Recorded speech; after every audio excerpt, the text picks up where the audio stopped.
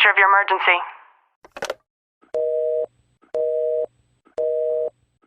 The following video might be disturbing to others. Viewers' discretion is advised.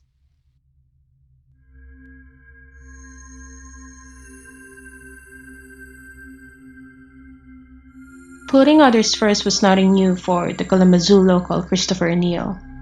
It seems like helping others was his passion.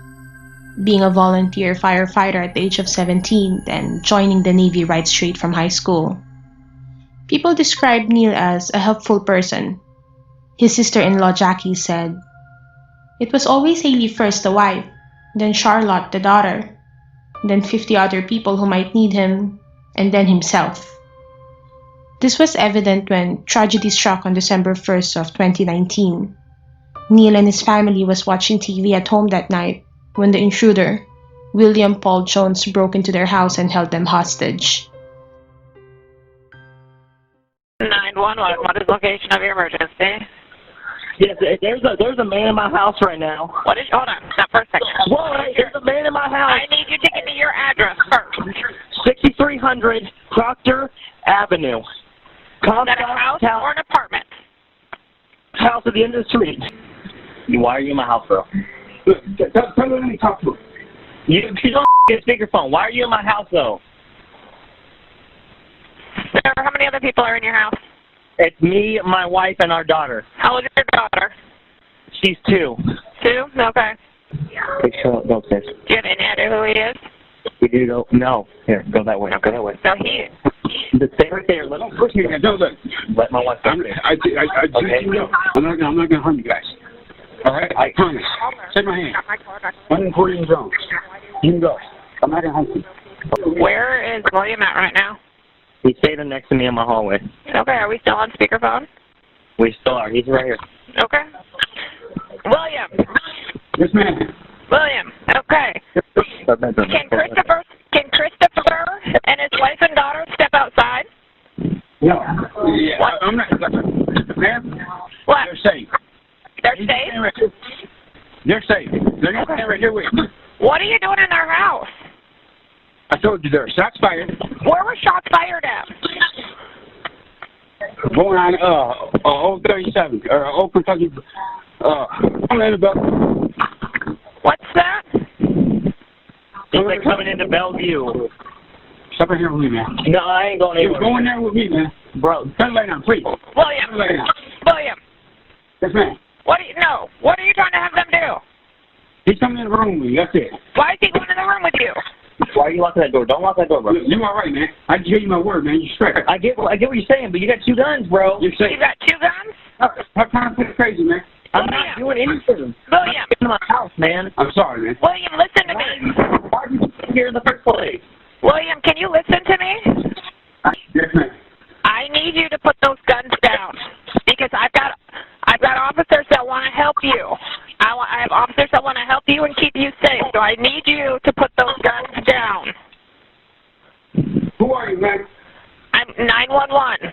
I've got help for you. I need you to put those guns down so that they can get you the help that you need. I want police here so I can be safe. The police are there, William. The police are there. No, they're not. They are there. No, they're not. They're there. I've got a lot of deputies there. Look, man, listen. I'm not harming you, I promise. My word. My life just got threatened, man. I can hear you, bro. You understand? I hear you. It got threatened last night. Okay, I get you, bro. I'm not harming you, or your children, or your wife. I'm going to transfer this line, so do not hang up on me, okay? I'm not going to. All right, just a minute for me. Hey, William. William. Yes. Hey, this is Joe from the Sheriff's Department. How are you, man? Glad you're back underneath the door. Don't come through that door. Okay. We're not going to come through the door, man, but I just want to talk to you and find out what's going on. Don't come through that door. Slide your back underneath that door, man. Well, I'm not even up by the door, man. I'm outside the house. Way outside the house. Stop playing games with me, man. What's got you all worked up today, man?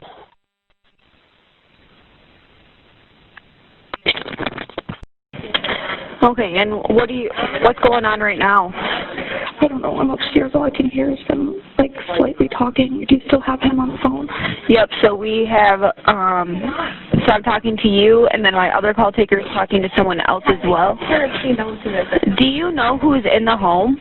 No, we have no idea. You have no idea who it is? He barged in our back door with 2 guns. He just barged in? Yeah, and he has my husband locked in a room with him. He won't let my husband or me out, so I asked. We have everyone on the phone right now. We have your husband, you, and the male that's in your home as well. I just heard a really loud noise. I think it was gunfire. You heard a loud noise? Yeah. The police officers are making entry right now, so stay calm for me, okay? Okay.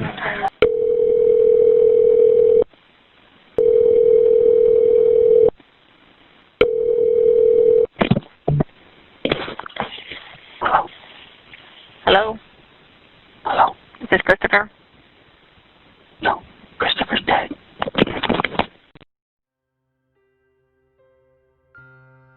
It can be heard throughout the call that the suspect sounded very confused. It was reported that Neal and his family doesn't have any connection with William. On some occasions during the calls, you can even hear William promising Neal and his family that he will not hurt them, assuring them that they were safe. However, despite of his assurance, the family did not feel assured at all, as William was carrying 2 guns with him, and with a 2-year-old baby on the crime scene, the situation can be messy at any given minute. Neal can be heard pleading with William to let his wife and his daughter to be sent upstairs to their bedroom for safety, but William declined his request, even with the 911 dispatcher pleading as well. Later on, William brought Neal into one of the bedrooms and locked the door behind him. This gave Haley and Charlotte the chance to go to the upstairs bedroom and hide. While Neal was locked inside the room with William, the 911 dispatcher and Neal kept telling William that the police officers were outside to help. The suspect refused to believe all of this even after being connected to one of the police officers. William thought everything was fake and kept insisting that the 911 dispatcher was not real and no police officers were outside. Accusing Neal and the dispatcher of scrambling their signals, William then called a separate dispatcher using a different phone. Later that night, Haley, the wife, was with the dispatcher upstairs. While on the phone, she reported that she heard a gunshot noise. Based on the timeline from the police reports, more shots were fired from inside the bedroom at 10:30 in the evening, 4 minutes after dispatchers were told Neal was dead. 2 minutes later, Neal communicated with the police inside the home that he was not dead after all. 1 minute later, at 10:33 in the evening, he yelled that Jones was laying on top of him. It was the last time police heard from Neal. More gunshots were fired from the bedroom at 10:36, 10:37, and 10:38. 3 police officers were struck by a gunfire coming from the bedroom door. They were wounded but turned out to be okay. Another gunshot was fired from inside the room at 10:44 in the evening, at which point entry was made and Neal was found by the police officers, deceased. Police then reported that when they entered the home, William was caught trying to flee the scene through a broken window. Jones was charged with an open murder, 1 charge of home invasion resulting in murder, and 3 counts of assault with intent to commit murder on the police officers. Each of the charges carries a potential penalty of up to life in jail if Jones is convicted.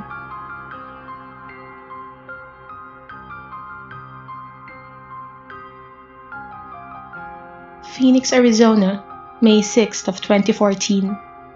A widow named Cynthia Balk was going through her everyday morning routine at home and was looking forward to a productive day. It never crossed her mind that this will be a day that she will never forget, for all the wrong reasons. As she was minding her own business, she saw a man that she did not recognize standing in her front door. As terrifying as it is, she composed herself and did not panic. Instead, she took her .38 caliber pistol to arm herself just in case and dialed 911.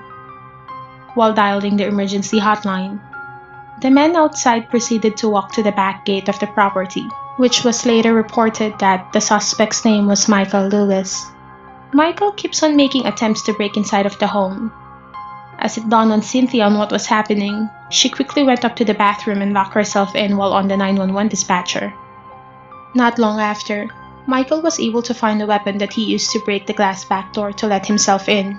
Cynthia, that was still with the 911 dispatcher, heard this, and even though that you can hear the fear in her voice, she was still able to recount what was happening with the dispatcher. The dispatcher then tries to ask Cynthia if there are any alternative way for her to escape the house without using the front door. Lewis then heard the conversation Cynthia had with the 911 dispatcher. He proceeded to look for her and found Cynthia in the bathroom hiding. After breaking the bathroom door, Michael then started to assault Cynthia with the gardening weapon he found on the same property. She hit Cynthia in the face a few times. Phoenix 911, where is the emergency? Hello, 911? Hey, please help me. Somebody's trying to get in my house. What are they doing? They've tied my front door and my side door, and now they're trying to break in my back gate. Okay, stay on the line with me. I've already got office started. Do not hang up, okay? All right, I have a gun in my hand. I'm terrified. Okay. I've got officers already on the way. I'm going to keep you on the phone until the officers get there, okay? You said that they're trying the back gate now? I think they're in the back now. Okay, so first the front Somebody's door. in the back on my porch. Someone's on your porch? Please hurry, please. Ma'am, they're coming out there as fast as they can. Can you see anybody? I'm not asking you to look, but did you see anyone? Like, are there any open windows? Somebody's banging on my Arcadia door. Okay, are you expecting anybody? No. Okay.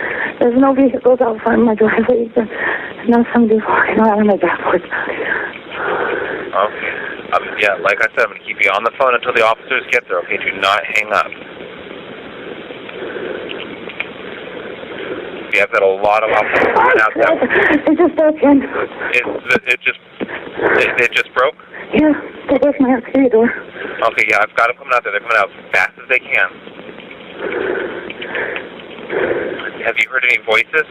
No, they're coming in right now.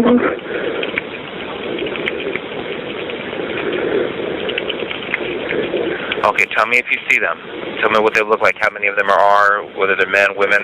I just saw one. Just saw one? Okay, did you see a person, or did you see like the shadow of a person? Person, green hoodie. They're coming in right now, please, please, please. Yeah, they're coming out as fast as they can. I promise you, they're coming out there as fast as they can. I've got a lot of officers responding. And as everything you're telling me, I'm typing, and the dispatcher's giving it to them immediately. They're getting all this information. They're breaking out my window. Are you in your bedroom, or? I'm in my bathroom. Okay, yeah, they're coming out as fast as they can. I've got a lot of officers responding. Is there an alley behind your house? Yes. You back up to the canal, right? Yes. Okay. Okay. Yeah, you don't need to answer anything. I'm going to stay on the line with you, okay?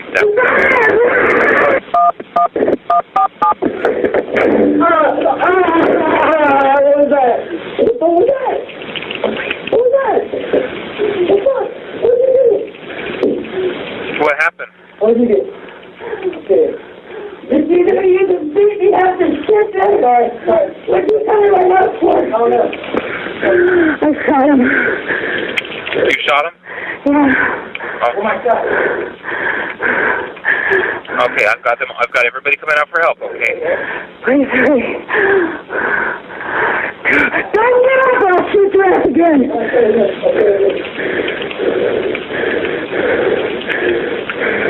Okay, where did you shoot him?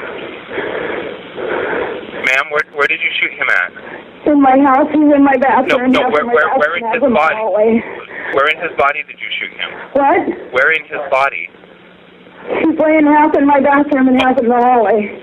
Where in the body? No, yeah, like, did you hit him? I don't know. Okay. Okay, do you recognize him? Is he somebody? No, I don't recognize him. Okay, so he came into the bathroom where you were? I'm in the front bathroom. Okay. I said don't move.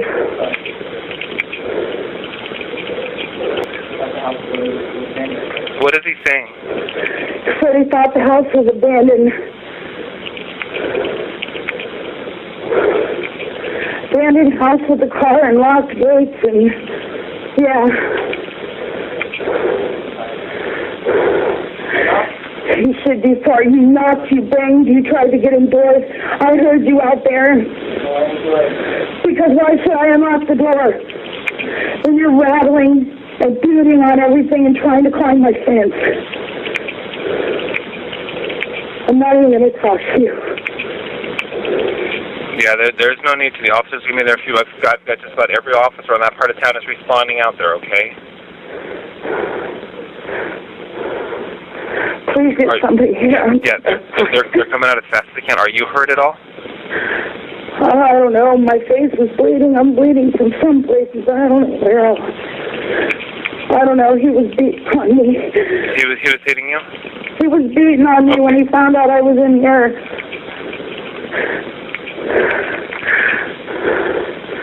That's why I dropped the phone and I almost dropped the gun. I ended up shooting. Okay. Okay, I've got them all coming out as fast as they can. They're arriving in the area now. Okay. Yeah. When you hear them at the door, you're gonna have to. I'm not gonna walk off the top of the sky. No. I'm not gonna want you to leave the bathroom. Yeah, I'm gonna have them come to you, but you're gonna need to put the gun down, not near you. I will. Okay.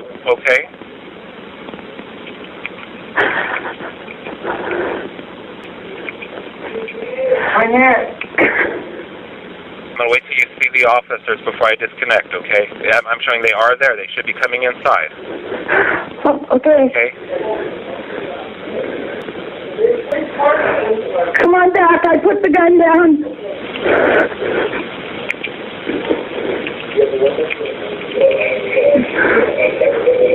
Okay, I'm gonna let you go now. Okay? Okay. All right, bye-bye.